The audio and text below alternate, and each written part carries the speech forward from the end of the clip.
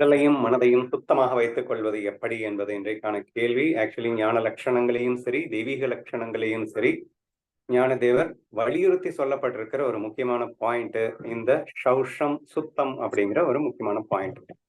அதை பத்தி ஞானதேவர் தெய்வீக லட்சணத்துல என்ன சொல்லியிருக்காரு அப்படிங்கறத லைட்டா படிச்சுட்டு அதுக்கப்புறம் இதை எப்படி மெயின்டைன் பண்றதுன்னு பார்க்கலாம். வெள்ளுக்கர நன்றாய் துலக்கப்பட்டிருக்கும் தங்க கலசத்தில் பரிசுத்தமான கங்கா ஜலத்தை நிரப்பி வைத்தால் போலே. அவரை பொறுத்த வரைக்கும் சுத்தம்னு சொல்லும் போது இந்த உடம்பு மட்டும் நல்லா கழுவி கழுவி வைக்கிறது அப்படிங்கறத அவர் ஏத்துக்க மாட்டார். அவர் உள் சுத்தத்தையும் ரொம்ப இம்பார்ட்டன்ஸ் கொடுக்கணும் அப்படின்னு சொல்றாரு. இப்ப இங்க ரெண்டுக்குமே கலந்து இந்த எக்ஸாம்பிள்ல பாத்தீங்கன்னா தங்க கலசம், தங்கம்னாலே சுத்தம், ஓகேவா? அப்ப தங்க கலசத்துல என்ன உள்ள இருக்கு? கங்கா ஜலம். சொல்லவே வேணாம் கங்கா ஜலத்தை பத்தி. ஸோ வாட் அ பியூரிட்டிஸ் அப்படிங்கிறது உங்களுக்கு நல்லாவே தெரியும். அப்போ சொம்புக்குள்ள இருக்கிறது என்ன?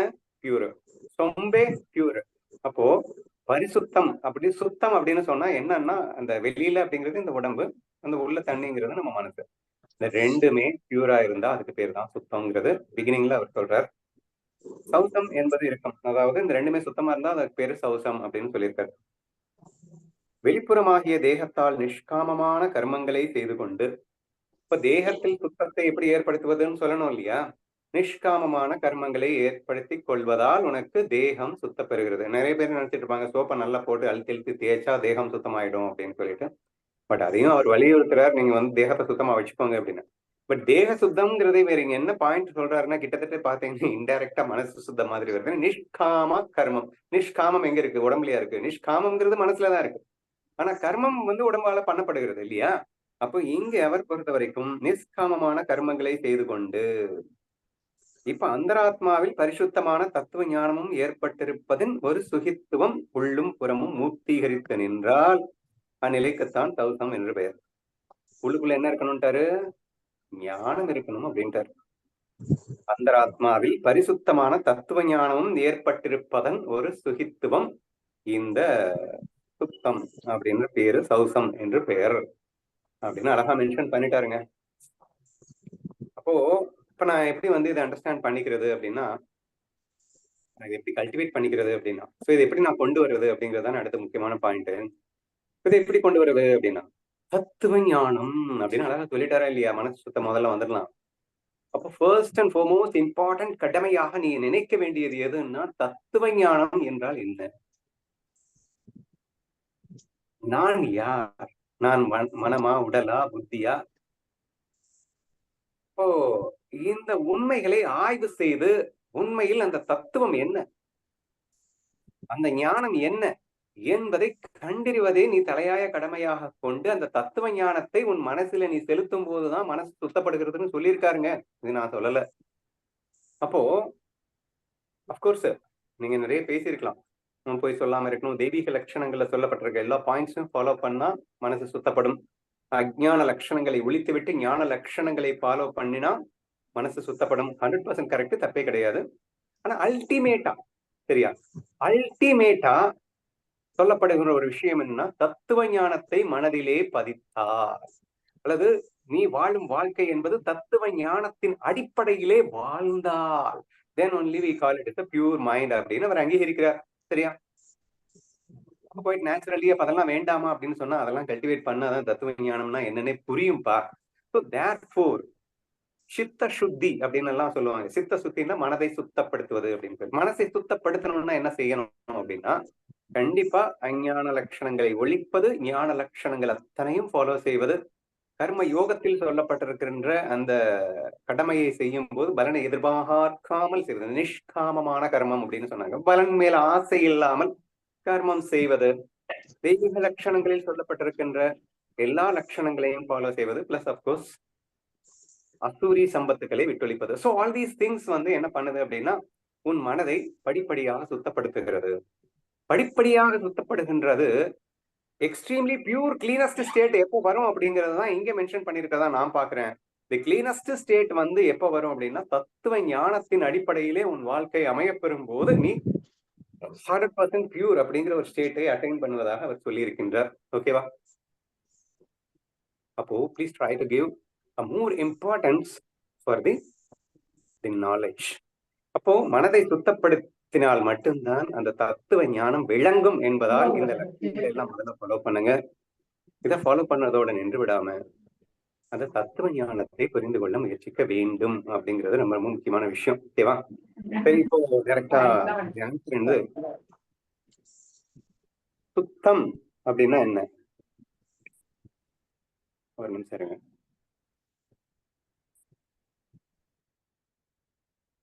ஓகே, சுத்தம் அப்படின்னா என்ன?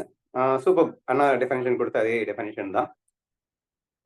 இப்ப தங்கம் இருக்குங்க, பியூர் தங்கம் அப்படின்னு சொல்லுவாங்க. அப்படின்னா எந்த கலப்பும், அதாவது அதுல வேற வேற உலோகங்களின் கலப்பு இல்லாத ஒரு தங்கத்தை பியூர் கோல்டு அப்படின்னு சொல்லுவாங்க இல்லையா? அப்படின்னா என்ன அர்த்தம்? சுத்தத்துக்கு என்ன டெபினிஷன் வருது? அதுல வேற எக்ஸ்ட்ரா ஃபாரின் மெட்டீரியல்ஸ் எதுவும் கலக்காம இருந்ததுன்னா அது சுத்தமா இருக்கு அப்படின்னு அர்த்தமா? சரியா? இப்ப நகைகள் செய்வதற்கு அது என்ன தேவைப்படுது அப்படின்னா, கொஞ்சம் அது இதர உலோகங்களின் கலப்பு இல்லாமல் நகைகள் செய்ய முடியாது அப்படின்னுவாங்க. அப்ப இதர உலோகங்களின் கலப்பு வச்சுதான் அந்த நகைகள் செய்யப்படுகிறது அப்படின்னு சொல்லப்படுகிறது இல்லையா? இது அப்படியே நம்ம தத்துவ ஞானத்துக்குள்ள போலாமா? ஓ, பியூர். இப்போ நான் பியூரா இல்லையா அப்படின்னு நான் எப்படி தெரிஞ்சுக்கிறது அப்படின்னு சொன்னா, நான் நானா இருந்தேன்னா நான் பியூர் அப்படின்னு அர்த்தம். என்கிட்ட எந்த விதமான மாயையின் கலப்பு இல்லாமல் இருந்தா நான் பியூர்னு அர்த்தம். சரியா? அப்படின்னா பியூர் கோல்டு அப்படின்னா அதுல இருந்து எக்ஸ்ட்ரா மெட்டீரியல்ஸ் எதுவும் உள்ள போகக்கூடாது இல்லையா? அது அதுவாவே இருக்கணும். அப்படி நான் நானா இருத்தல் அந்த பியூர் அப்படின்ற அர்த்தம் என்று புரிந்து கொள்ளுங்கள். சரியா?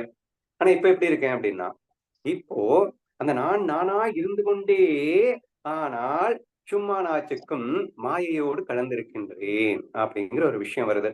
இப்ப மாயையோடு கலந்திருக்கின்றேன்னா என்ன? பரிசுத்தமான பரபிரம்மமான பரமாத்மாவாக நான் இருந்தாலும், ஆனால் நானே ஒரு மாயையின் துணை கொண்டு பிரபஞ்சமாக, பிரபஞ்சத்தில் உள்ள பஞ்சபூதங்களாக, இனிரந்த உருவங்களாக ஒரு மாற்றம் கொண்டு ஒரு அற்புதமான சினிமாவை நடத்தி கொண்டிருக்கின்றேன், விளையாட்டை நடத்தி கொண்டிருக்கிறேன், மாய விளையாட்டை நடத்தி கொண்டிருக்கிறேன். சரியா? இப்ப இந்த மாய விளையாட்டு நடக்கணும் அப்படின்னு சொன்னா கண்டிப்பா எப்படி கோல்டு ஆபரணமா மாறும் அப்படின்னு சொன்னா ஒரு இம்பியூரிட்டி தேவைப்படுதோ, இதர உலோகங்களின் சம்பந்தம் தேவைப்படுகிறதோ, அந்த மாதிரி இந்த நிர்குணனான குணாதீதனாக இருக்கக்கூடிய என்னிடத்துல இந்த குணங்களின் சம்பந்தத்தை ஏற்படுத்தத்தான் வேண்டும். அப்ப குணங்களின் சம்பந்தத்தை கொண்டு வந்தால்தான் என்னால் இந்த உலக விளையாட்டை நடத்த முடியும், நடத்தி காட்ட முடியும். ஆபரணங்களை செய்வதற்கு எப்படி இம்பியூரிட்டி தேவையோ, அதாவது இதர உலோகங்கள் தேவையோ, அப்படி என்னில் இல்லாத குணங்கள் இல்லையா? ஆனா குணாதீதன், ஆனா குணங்களை கொண்டு வரேன். அப்போ அந்த மாதிரி மற்ற விஷயங்களை எல்லாம் நான் வந்து என்னோட சேர்த்துக்கிறேன். சேர்த்தாதான் என்னால அந்த விளையாட்டை நடத்த முடியும் அப்படிங்கிறதுனால சேர்த்துக்கிறேன். சரி, இப்ப தத்துவ ஞானம் அப்ப பியூரா இரு அப்படின்னா என்ன அர்த்தம் அப்படின்னா, நீங்க சேர்க்கிறது அப்படிங்கிறது பெரிய விஷயம் இல்ல. அது மாயை என்ற முழுமையான புரிதலோடு நான் யார் என்றும் என்னுடைய மாயை எது என்றும் நான் என்னில் இருந்து கொண்டு அந்த மாயையை அனுபவித்துக் கொண்டிருக்கின்ற வரைக்கும் நீங்கள் சுத்த மனதை படைத்தவர்கள் தான். அப்ப இம்பியூர் மைண்ட் அப்படிங்கிறது என்ன அப்படின்னா, மாயையாக நீ உன்னை, அதாவது உன்னையே சுரூபமே ஆனந்தம் தான். அந்த ஆனந்தத்தை விதவிதமாக அனுபவிக்க கருதி உன்னையே நீ மாயையாக பலவாக மாற்றிய பிறகு உன்னை நீ மறப்பது என்பதுதாங்க இந்த இடத்துல இம்பியூர். சரியா? தத்துவ ஞானம் ஒண்ணு இல்ல. தன்னை தான் அறிவது தத்துவ ஞானம், அவ்வளவுதான். இப்ப தன்னை தான் மறப்பது அஜ்ஞானம், அவ்வளவுதான். சோ அஜ்ஞானம் என்பது இம்பியூரு, தத்துவ ஞானம் என்பது பியூரு அப்படின்னு ஞானதேவர் சொல்லியிருக்கார் என்ற அடிப்படையில் பார்க்கும்போது, அப்ப நம்ம என்ன செய்யணும் அப்படின்னா, நான் யார் என்பதை உணர வேண்டும். முழுமையாக தான் யார் என்பதை உணர வேண்டும் என்றால், தன்னில் உள்ள இதர உலோகங்களை பற்றிய ஞானம் அவசியப்படுகிறது. பஞ்சபூதங்கள்னா என்ன, உடம்புன்னா என்ன, மனசுன்னா என்ன, புத்தின்னா என்ன. சோ ஞான ஆய்வுக்கு உட்பட்டப்பட்டு மாயை எது, உண்மை எது,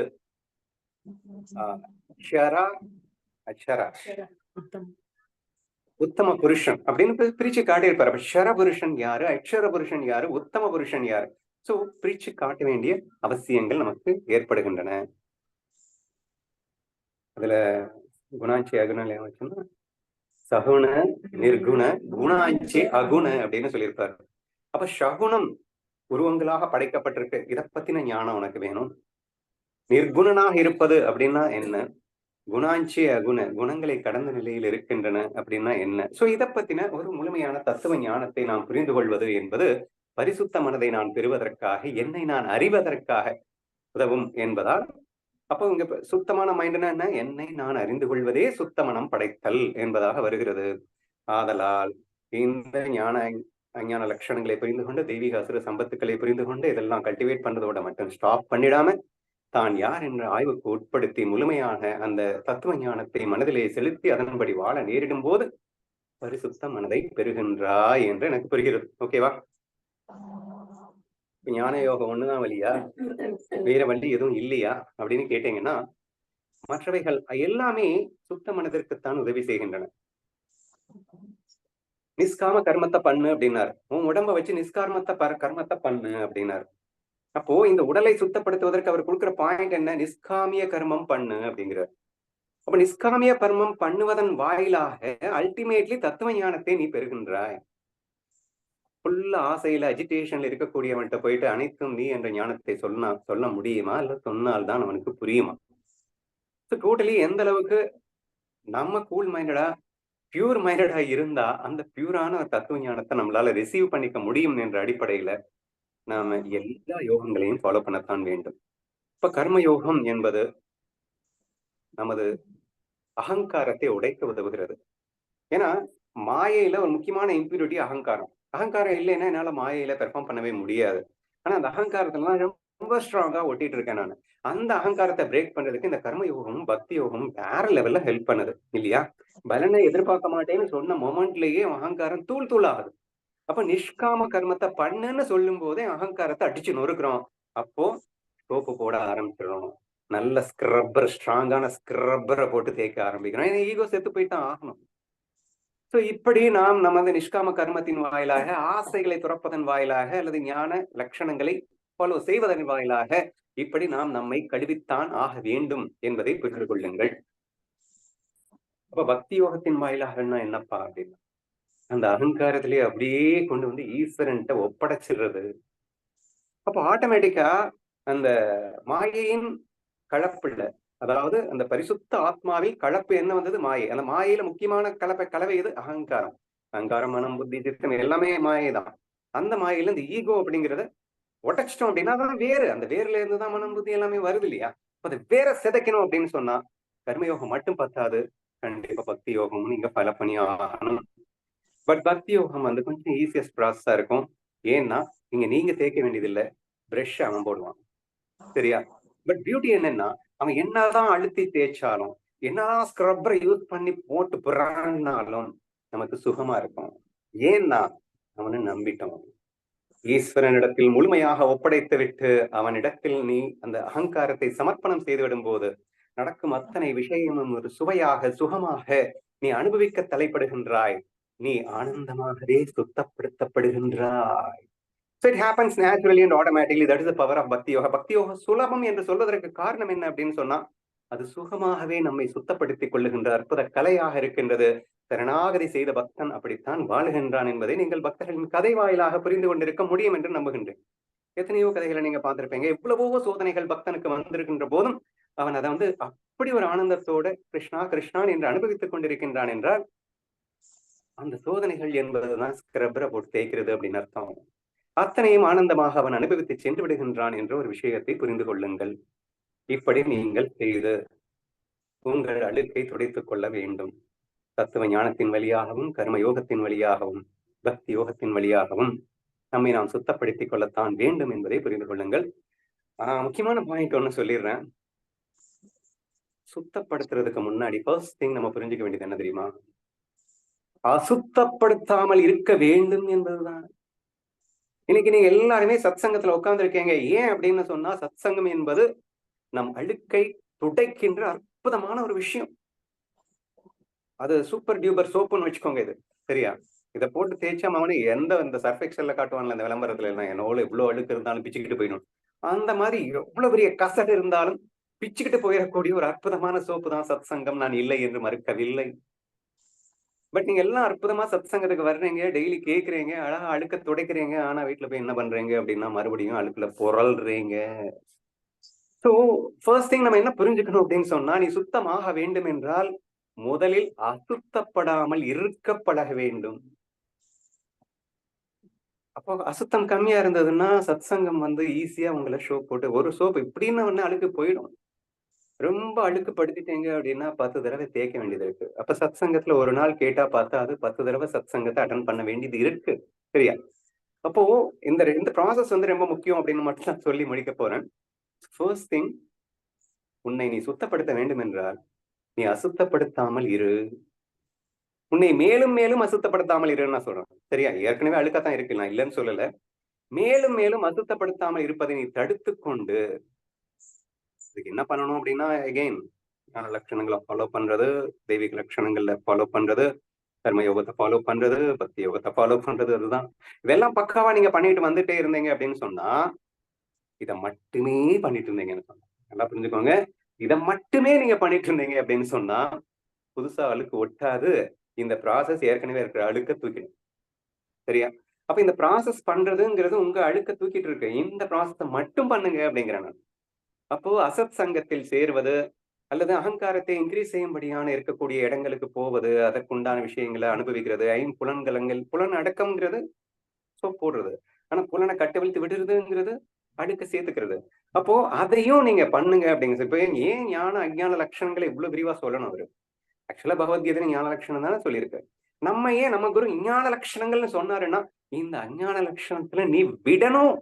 இத விட்டுட்டு நீ அத ஃபாலோ பண்ணணும். சோ இந்த 2 ஈக்குவல் இம்பார்ட்டன்ஸ்ன்றத புரிய வைக்கிறதுக்காக நான் சொல்றேன். இது ரொம்ப ரொம்ப முக்கியம் அப்படின்னு நான் நினைக்கிறேன். சோ சத்சங்கத்தை கேட்கிறோம், சத்சங்கத்தை ஃபாலோ பண்றோம் அப்படிங்கிறதோட நீங்க நின்றாம, அசத் சங்கத்தை தவிர்ப்பதும், அழுக்கை மேற்கொண்டு சேர்த்துக் கொண்டாமல் இருப்பதும், இதுவும் ஈக்குவலி இம்பார்ட்டன்டான ஒரு பயிற்சியா நம்ம தொடர்ந்து பண்ணிக்கிட்டே வந்தோம் அப்படின்னு சொன்னா, கண்டிப்பாக சுத்தத்தில் ஜெயித்து ஞானத்தில் மிளிர முடியும் என்று சொல்லி எனது பதிலை நிறைவு செய்கின்றேன்.